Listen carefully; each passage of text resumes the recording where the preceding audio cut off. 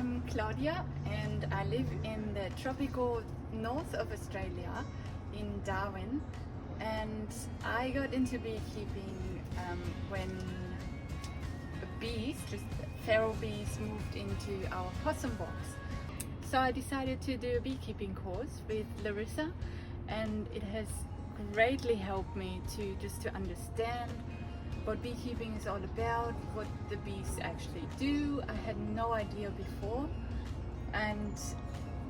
the beekeeping course just really helped me to feel confident enough to just work with the bees and give them a home. And what was also really helpful with the beekeeping course was that Larissa also talked a lot about what you can do in your garden to support